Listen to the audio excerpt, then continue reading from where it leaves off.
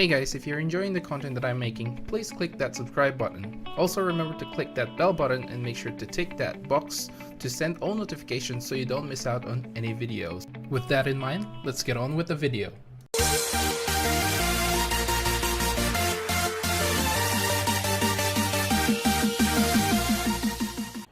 What's up guys, welcome to Monchkinz Gaming, where we take your gaming to the next level. This is Monchkinz logging in to bring you another Dissidia Final Fantasy Opera Omnia video. And in this video we're going to be fighting the Power Chasm Rising event quest, which is a quest level 50. However, even though it says it's a level 50 quest, the monsters here have a lot more HP and more brave than your regular level 50 monsters. So better watch out and bring the strongest melee characters you have. So first of all guys, welcome to this video guide, and in this guide, like I said, we're gonna be going through the Power's Chasm Rising and how to get a perfect score on this fight. And that basically means just achieving all the missions that are required for the fight. So in this mission, basically no one can die, and you have about 90 turns to finish the entire fight, and you have to take less than 5,000 HP damage in total throughout the fight, and of course achieve a score, well, a minimum score of 23,000. So without further ado, let's get on with the video. So first things first, of course you have to bring three characters here. Now in this particular fight, the melees and range DPS actually have a huge advantage. All the monsters here are basically weak to your slashing attack and your range physical attacks. All the magical characters, just put them aside because they're actually not going to be very much helpful in this fight. They can be in some ways, especially if you have a brave battery, but other than that, I would just avoid bringing a magical base attacking character anyway. So in this fight, I have brought Squall, Lightning, and Vincent as well. As you guys probably noticed, my Vincent isn't actually maxed out yet, but it serves the purpose because he is one of the boosted characters. One thing to note as well is basically you as a player, if you are not using any of the boosted characters such as Lightning, Vincent, Hope, Cyan or Cian, whatever you want to call his name, and who else, Papalymo and Vanille, if you don't bring any of those six characters, if you manage to achieve the perfect score, basically all the other characters will be limited and basically or restricted for that particular fight, so you can't use them on the other events anymore. So I have beaten this fight using Sabin with Squall and Lightning as well.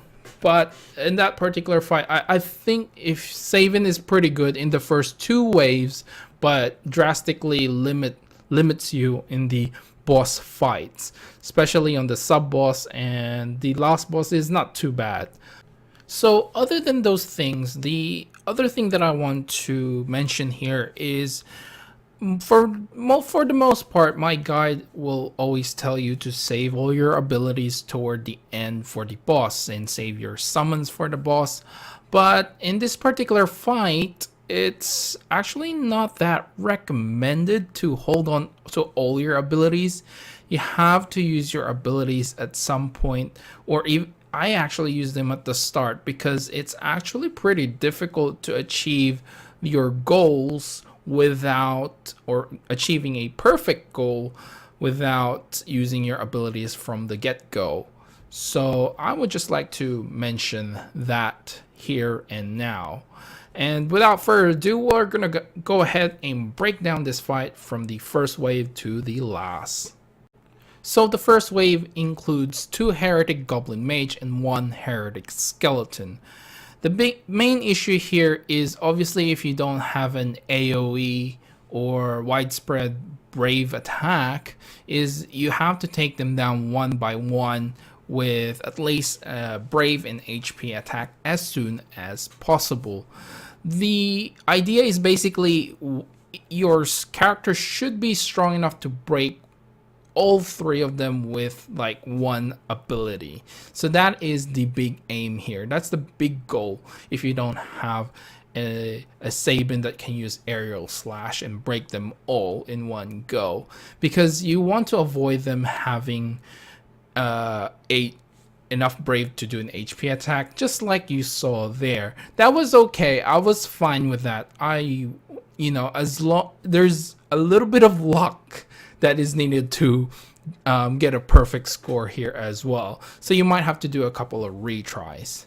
The second wave is essentially the same thing. Basically, you're going to be fighting 2 Heretic Wolf and 1 Heretic Alpha Wolf. Basically, the Alpha Wolf will always use Reinforce in the very first turn. So taking this down is probably going to be one of your priorities, because having a reinforced Heretic Wolf to deal with is probably not the best case scenario here. But the idea is still the same. Just take them down one by one. Probably take down the Alpha first if you can. And again, like I said, don't hold back on your abilities, because the challenge in this fight is more or less these 3 mobs that you have to deal with, because they can cause you the most problems in this fight rather than the bosses themselves. So let's skip ahead to the third wave, because this is probably the hardest one. So you're going to be fighting the Heretic Red Dragon in this one. So this is probably the hardest wave out of all the 5 waves, because the Heretic Red Dragon has a very, very annoying ability. And this is the Mega Flash ability. The Mega Flash is basically, it's a random 8-hit group fire brave attack. And after that, it will use an HP attack. So, I mean, this is a charge. Basically, once you see it use the move charge, it will perform the Mega Flash in its next turn. So the idea is to break and try and cancel the charge as soon as possible.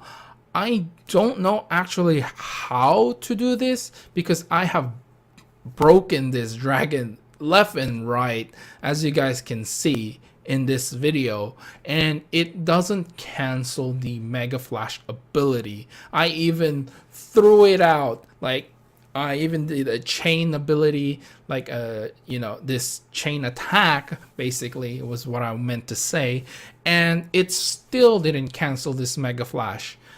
What you want to do is really try to avoid this particular skill, because this ability is the bane of your existence. Basically, if you can't kill the dragon before it uses this, it's almost guaranteed that you will fail this fight or fail to get the perfect score anyway.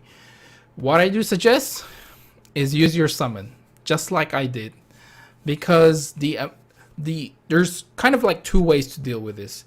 One is have a lot of brave points and hoped that it doesn't hit you too hard, and at least you have a summon that can heal you later, or you have abilities that can heal you as well.